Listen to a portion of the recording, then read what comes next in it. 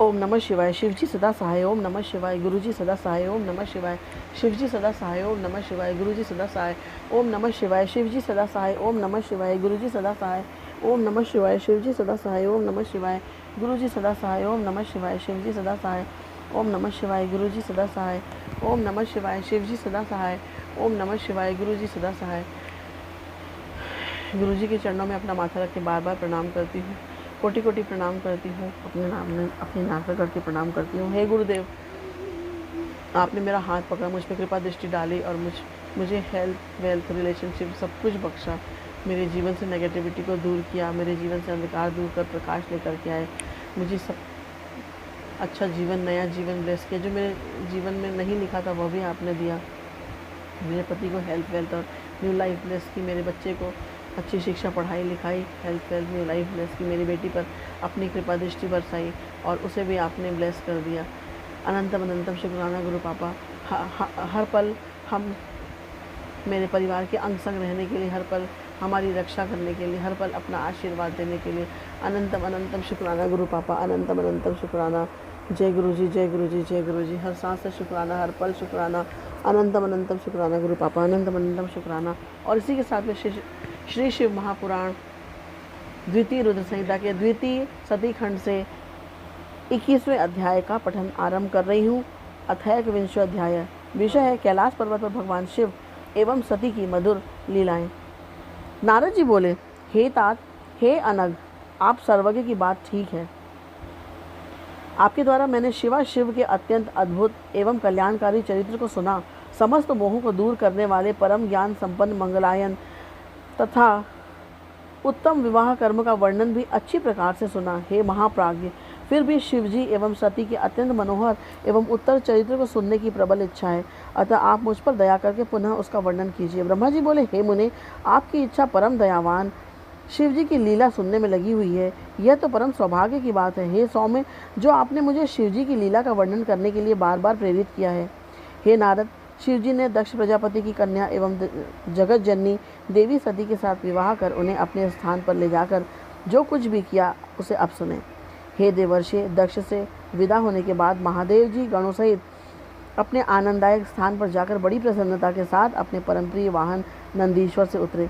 हे देवर्षि, इस प्रकार सांसारिक लीला करने में प्रवीण सतीपति सदाशिव यथा योग्य अपने स्थान में प्रवेश कर अत्यंत हर्षित हुए।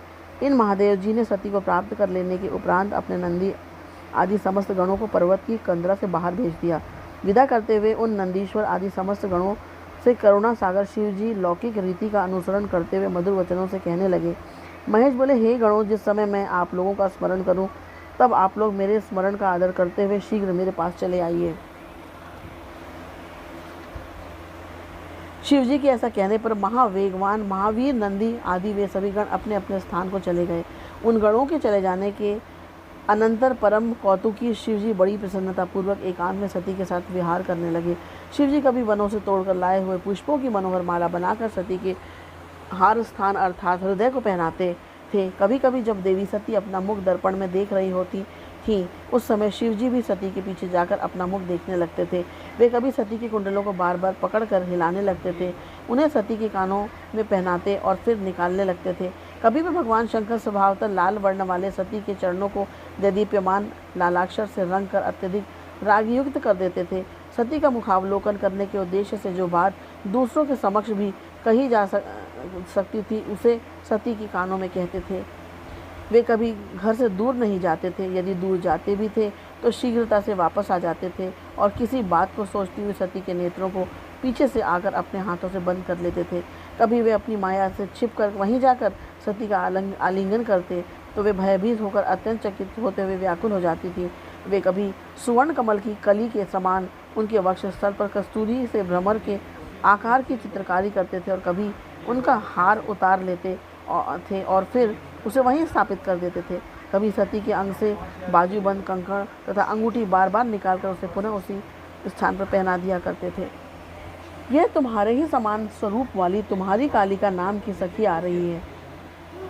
शिवजी द्वारा इस प्रकार के वचनों को सुनकर जब सती उस सखी को देखने के लिए चलती तो शिवजी उनका स्पर्श करने लगते।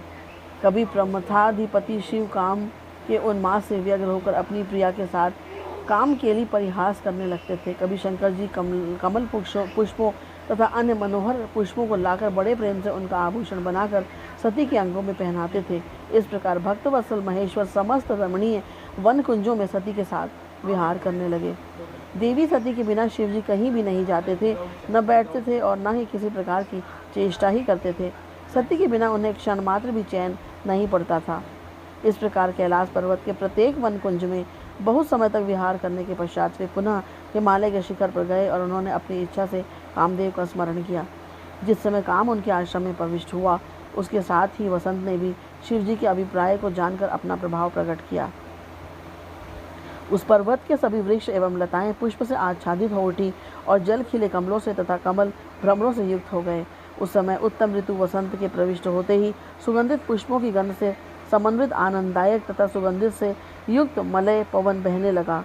संध्याकालीन आरुण चंद्रमा के सदृश पलाश शोभायमान होने लगे। सभी वृक्ष काम के अस्त्र के समान सुंदर पुष्पों से अलंकृत हो गए। तड़ागों में कमल पुष्प खिल उठे।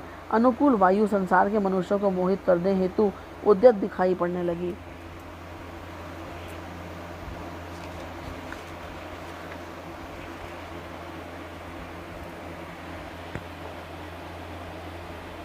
भगवान शंकर के समीप नागकेसर के वृक्ष अपने सुवर्ण के समान पुष्पों से कामदेव की ध्वजा के समान मनोहर प्रतीत होने लगे। लवंग की लता अपने सुरक्षित गंध से वायु को सुवासित करके कामीजनों के चित्त को मोहित करने लगी। मंडराने वाले तथा आम्र मंजरियों में गुंजार करने वाले भौरों के सुंदर समूह कामदेव के बाणों के समान तथा काम से व्याप्त मदन के पर्यंक जैसे प्रतीत हो रहे थे। ज्ञान रूपी प्रकाश को प्राप्त कर जिस प्रकार मुनियों का मन प्रफुल्लित हो जाता है, उसी प्रकार खिले हुए कमल पुष्पों से युक्त निर्मल जल शोभा पा रहे थे। सूर्य की किरणों के संपर्क के कारण बर्फ पिघल कर बहने लगी। जल ही जिनका हृदय है, ऐसे कमल जल के बीच स्पष्ट रूप से दृष्टिगोचर हो रहे थे। रात्रि वेला में तुषार रहित रात्रियां चंद्रमा से युक्त होने के कारण प्रीतम के साथ सुशोभित होने वाली स्त्रियों जैसी प्रतीत हो रही थी। ऐसे मनोहारी वसंत काल में महादेव जी सती के साथ पर्वत कुंजों एवं नदियों में बहुत काल तक स्वच्छंदता से रमण करने लगे और हेमुने उस समय दक्ष कन्या देवी सती भी महादेव जी के साथ शोभा को प्राप्त हुई। शिवजी को सती के बिना क्षण मात्र भी शांति नहीं मिलती थी। शिवजी की प्रिया सती भी उन्हें रस का पान कराती हुई प्रतीत हो रही थी। शंकर जी खिले हुए नवीन पुष्पों की अपने हाथ से माला बनाकर सती के अंगों को सुशोभित करते हुए नए नए मंगल कर रहे थे। आलाप, अवलोकन, हास्य और परस्पर संभाषण आदि के द्वारा वे शंभु कभी उन गिरिजा को स्वयं सौत के रूप में भी दिखा देते थे। उन सती के चंद्रमुख का अमृतपान करने में सन्नद्ध शरीर वाले शिव अपने शरीर की अनेक अवस्थाएं कभी कभी दिखाने लगते थे।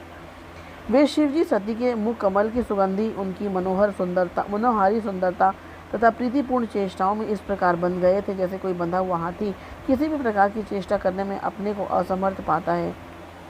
इस प्रकार वे महेश्वर हिमालय पर्वत के कुंजों, शिखरों पर और गुफाओं में सती के साथ प्रतिदिन रमण करने लगे। हे सुरर्षे, इस प्रकार उनके विहार करते हुए देवताओं के वर्ष के अनुसार 25 वर्ष व्यतीत हो गए। इति श्री शिव महापुराणे द्वितीयायामृत संहितायां द्वितीय सती खंडे सती शिव क्रीड़ा वर्णनम नामैक विंशो अध्याय। इस प्रकार शिव महापुराण के अंतर्गत द्वितीय रुद्र संहिता के द्वितीय सती खंड में सती शिव क्रीड़ा वर्णन नामक 21वां अध्याय पूर्ण हुआ।